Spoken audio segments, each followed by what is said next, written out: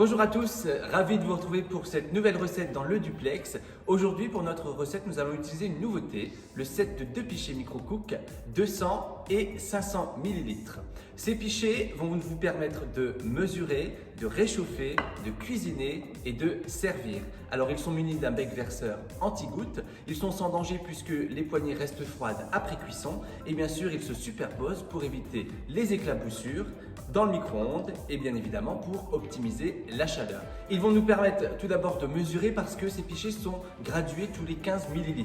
Ils vont nous permettre également de réchauffer des restes, des sauces, des potages, du lait, du café, cuisiner tout simplement pour faire fondre votre chocolat ou votre beurre, mais également pour faire des sauces telles que la sauce béchamel, la crème anglaise, la sauce hollandaise, la sauce ketchup, réaliser des pâtes à tartiner maison ou encore des ganaches et bien sûr pour servir puisque ces pichets vont aller sur votre table pour servir des sauces, des bouillons, du jus de viande, etc. Alors ces pichets vont au micro-ondes, ils supportent des températures allant jusqu'à 900 watts. Ils permettent également de conserver au réfrigérateur et bien sûr ils vont au congélateur pour congeler puisque la matière résiste à une température allant jusqu'à moins 25 degrés.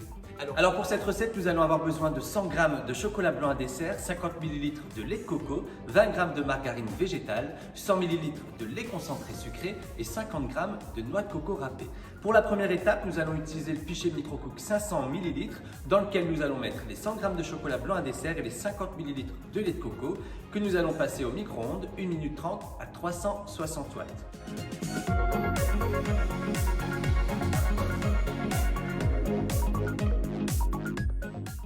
Pour le passer au micro-ondes, nous allons mettre le pichet 200 ml à l'envers sur celui de 500 ml puisqu'il va nous servir de couvercle et n'hésitez pas à rajouter des séquences de 30 secondes toujours à 360 watts si le chocolat n'est pas suffisamment fondu.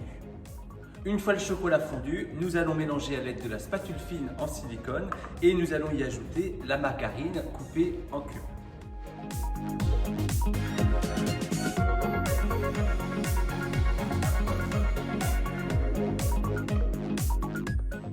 Maintenant que le mélange est fait, nous allons ajouter les 100 ml de lait concentré sucré et mélanger énergiquement à l'aide du fouet mélangeur.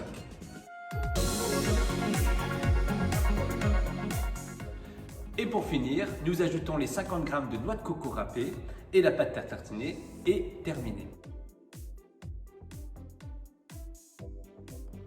Maintenant que la pâte est terminée, nous allons la laisser reposer et refroidir dans un bol et nous allons pouvoir la conserver jusqu'à 1 mois à l'aide de nos bols hermétiques et étanches au réfrigérateur. Cette recette de pâte à tartiner va pouvoir être dégustée sur des tartines de pain ou de brioche ou alors étalée sur vos crêpes et vos gaufres. Vous allez pouvoir également vous en servir comme garniture pour réaliser de superbes molly cakes et bien sûr n'oubliez pas que Pâques approche à grands pas et qu'à l'aide de nos moules à œufs en silicone, vous pourrez réaliser des coques en chocolat garnies de cette crème de pâte à tartiner. Pour réaliser cette recette, nous avons utilisé le set de 2 pichets Micro-Cook et nous conserverons notre pâte à tartiner dans ce conservable 500 ml.